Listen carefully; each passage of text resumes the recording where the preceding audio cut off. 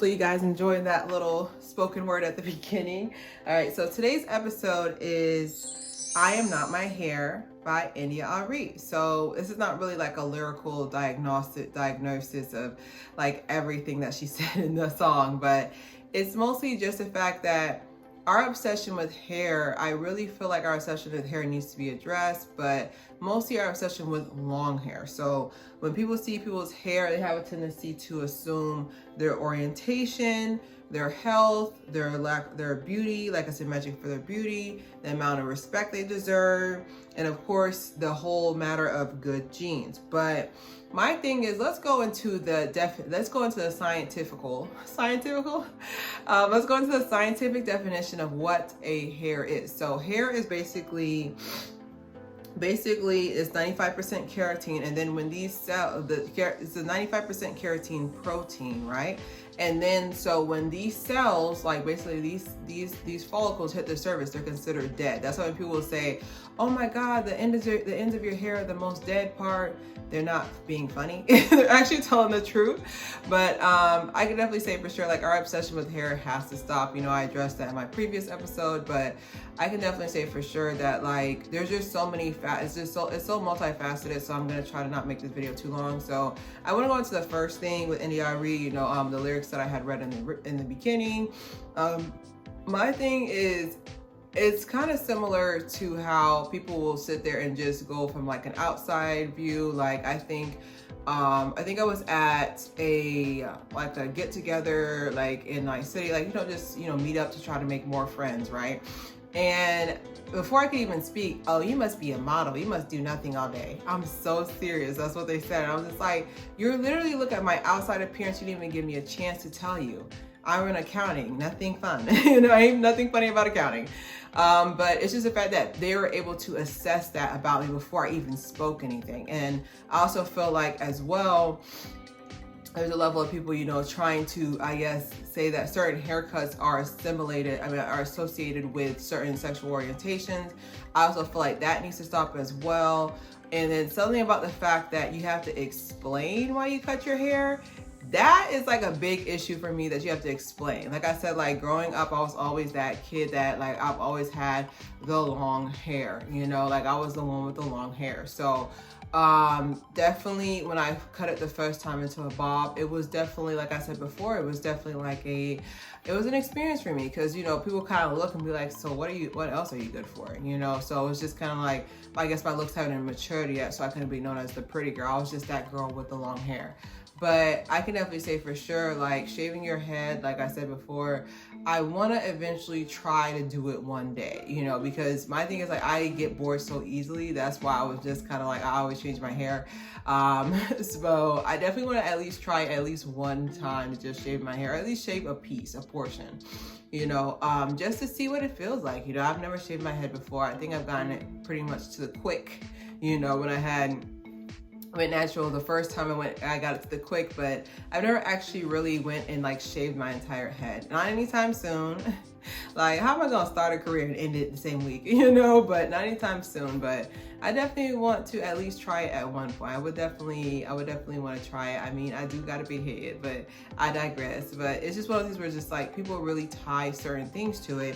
And I think the thing that I wanted to tie into, that I wanted to address before, was that people determine the level of respect they have for you. So for some reason, with long hair being so associated with good genes, and people kind of look up to you a certain way, like, oh, well, you got long hair. Like it's nothing for me to go to the hair store, and like it's nothing for me to go to the hair store and someone walk by and be like, oh, well, you got long natural hair. What do you do? Or there's like a level of respect they kind of look to you. There's like a level of respect that kind of look to you. Side note, I sewed this top, so just want to give him a props by hand. But there's definitely for sure that like there's this level of like respect they almost give you, like, ooh, you did the impossible. You got long hair, and it's always been seen as like your crown. Like, some people will sit there and be like, okay, well, it determines like your attractability towards the opposite sex. People usually associate long hair with vitality, with fertility, with youth, with naivety, because come on. But come on, when I was in my early 20s, I was dumb. But it's just one of those things where it's just like, I really feel like it's very important to know that your hair isn't your hair isn't you. You are dope. You know, you are dope, not these dead follicles coming out of your hair, you know. And I really feel like everybody knows that feeling when they just got their hair done. You know, some people might say, oh, that's just self-care. No, but I've literally seen it, and me too as well when I was younger, so I'm not gonna say here in front, but literally like the night and day of the confidence of like once you get your hair laid, especially if you get your hair longer, if your natural hair isn't as long.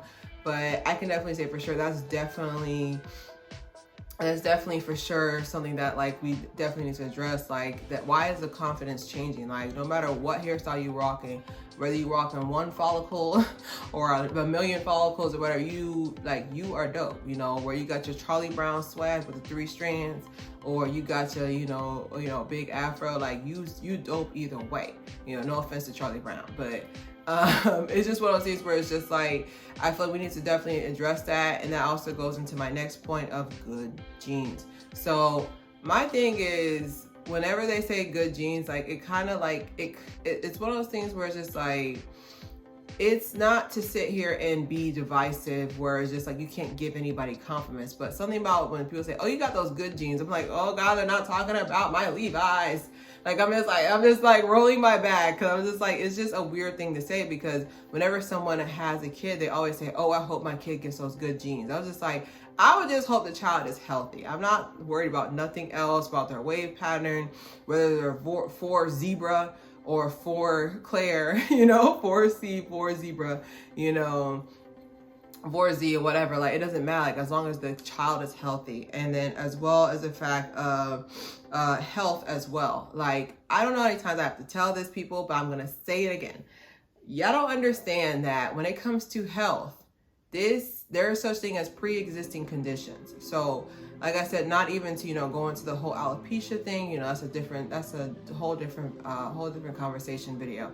But there are certain genetic conditions that, you know, their hair is more fine. Fine hair grows very fast, but it's so fragile, you know. And then coarse hair grows not as fast, but it grows very thick. So it's very dense. Everything is just packed in there, you know. So I feel like people try to punish you in a way for your genetics, you know. And then on top of that, like I said, like when I talk about hair is mostly about your hair care. Like, some people do not have the time to sit down and deep condition for 3 hours out the week, you know. Like, I have to make time for it. I'm just okay, so I'm reading my book, you know, because I have to do my self-care is reading. So I'm reading my book, let me put a conditioner on, let me put a heating cap on, let me read right quick, let me put some tea on, you know. I take care of myself very well, just want to let you know.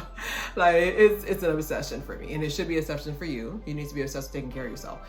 But I really feel like it's one of those things where it's just like, you really need to understand that, you know, this obsession with hair, I feel like we're getting past that. But I don't like the fact that we have to explain why we cut our hair. We have to explain, you know, there's certain things where it's a haircut. And like I said, I've seen in videos as well, as soon as it's like one of those videos on Instagram, like a tutorial, it says, oh, about to get a bob cut. I was just like, winter is coming, you know, because I know all the people are gonna come and be like, all that pretty hair, why you cut it? Like, why not? First of all, it's hot. So these braids will soon be coming out, you know, but I was like, it's hot. Like, you don't want nothing on your neck, you know, but it's just the fact that like, we're not allowed to have a haircut. I reiterated that in my previous video as well, that we're not allowed to have a haircut. So that's why I said like this obsession with hair needs to stop. But like India said, you are not your hair, you are the spirit within. And I hope you guys enjoyed my video. There will be a brand spanking new video on Friday. Don't forget to subscribe, share.